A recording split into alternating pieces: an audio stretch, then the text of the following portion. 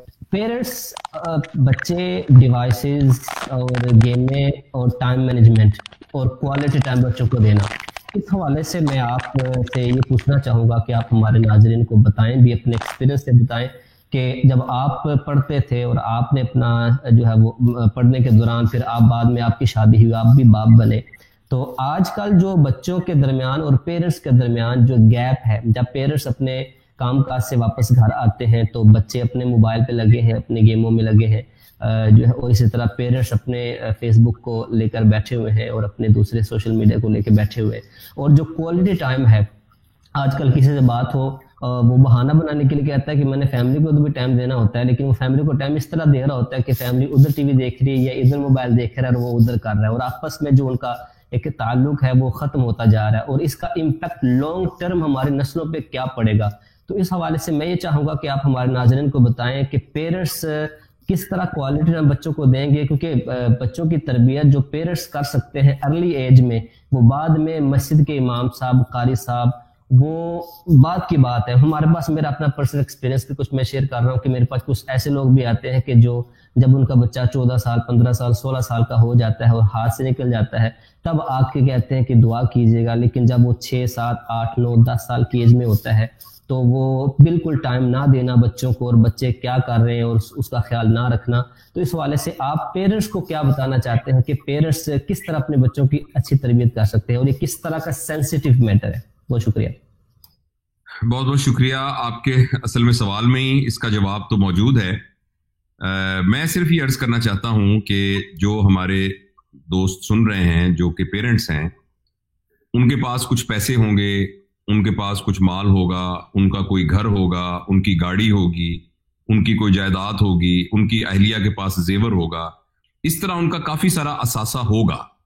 मगर उन तमाम असासाजात में से जो सबसे अहम और सबसे कीमती असासा है वो उनकी औलाद है, और जिसकी वजह से उनकी बायोलॉजिकल कंटिन्यूएशन भी होगी और उनकी सोशल और उनकी स्पिरिचुअल कंटिन्यूएशन भी होगी। लिहाजा ये मुमकिन है कि आपके पास जो गाड़ी है वो गाड़ी आपसे छिन जाए, आपके पास मुमकिन है जो प्लॉट है वो प्लॉट आपके पास ना रहे, या जो आपके पास प्लॉट है उसकी बजाय एक और बड़ा प्लॉट आ जाए।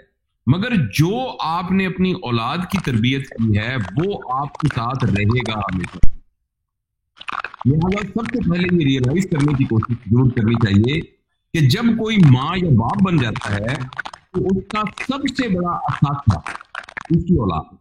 अच्छा, अब जो चीज आपके पास सबसे ज्यादा कीमती हो, आप उस पर सबसे ज्यादा मेहनत करते हैं, आप उसके ऊपर ज्यादा उसको बना संवार के रखते हैं, आप उसको ज्यादा देखिए। अगर आपके पास एक पुराना सा टूटा हुआ साइकिल है और आपके पास एक बड़ी जबरदस्त मर्सिडीज कार है, तो आप अपनी मर्सिडीज कार का ज्यादा ख्याल रखेंगे। तो इस सारे जो मैंने आपको असासे गिनवाए हैं, उनमें से अगर औलाद सबसे कीमती असासा है तो सबसे ज्यादा देखभाल तो उसकी जरूरत है। तो लिहाजा ये तो फिलोसॉफिकली पहला पॉइंट ये है कि हम सबको रियलाइज करना चाहिए कि मेरा दफ्तर, मेरा घर, मेरा बिजनेस, मेरी शॉप, मेरे काम, ये सेकेंडरी है और मेरी औलाद सबसे पहले है।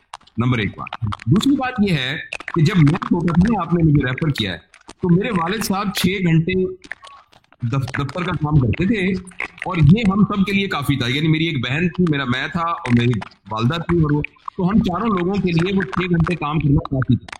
अनफॉर्चुनेटली क्योंकि हमारी जरूरियात बहुत कम थी, हमारे घर के अंदर उस जमाने में तो कोई एसी नहीं होता था, मतलब पंखे के नीचे सारे सो जाते थे।